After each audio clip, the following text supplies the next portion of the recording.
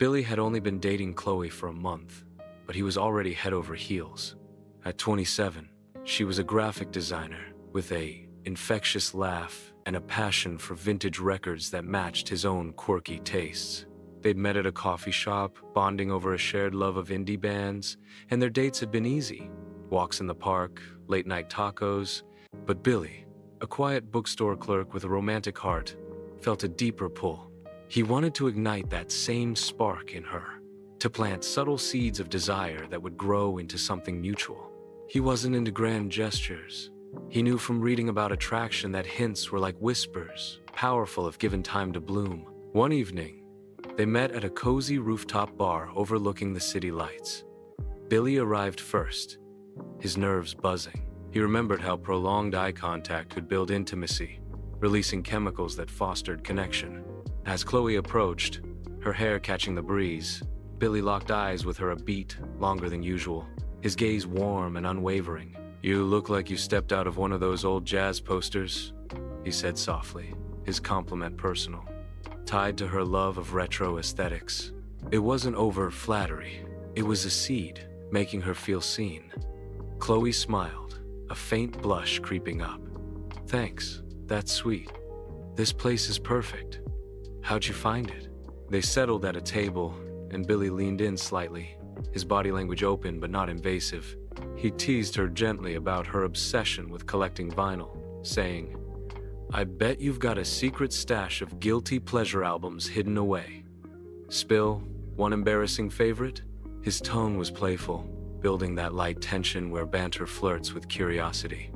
Chloe laughed, swatting his arm lightly, but her eyes lingered on his, mirroring the gaze.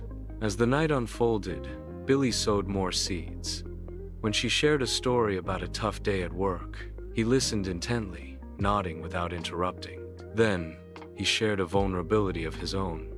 "I get that. Last week, I bombed a reading event at the store. Felt like a total flop. But it taught me to just keep showing up." Sharing like this created emotional depth, making him more relatable and attractive. He brushed her hand accidentally, on purpose while reaching for his drink. The touch brief but electric, sparking that subtle physical connection. He didn't overwhelm her with declarations. Instead, he dropped hints that made her wonder. "Being with you makes ordinary nights feel special," he said casually as they watched the sunset. His words vague enough to intrigue without pressure. Chloe tilted her head, her expression thoughtful. "You're full of surprises, Billy." Inside, those seeds were taking root. His attentiveness made her heart flutter. His teasing left her wanting more. As they walked to her apartment, Billy kept the air light, recounting a funny story about a customer who mistook a cookbook for a novel. At her door, he resisted a passionate kiss, opting for a close hug, his lips brushing her ear as he whispered, "Nights like this make me think we're onto something special." He pulled back slowly, his eyes holding hers for one final, lingering moment, planting the last seed of the evening. Chloe's smile lingered, her mind clearly turning over his words as she stepped inside. Chloe found her mind replaying his gazes, his words. Was he falling for her? The thought excited her, making Billy seem more magnetic than before. In the days that followed, Billy chose patience, letting his hints simmer in her thoughts. He didn't wait for her text. Instead, he sent a playful message the next morning. "Found a vinyl shop you'd love? Up for exploring it soon?" Chloe's reply came hours later, warm and curious. "You know me too well.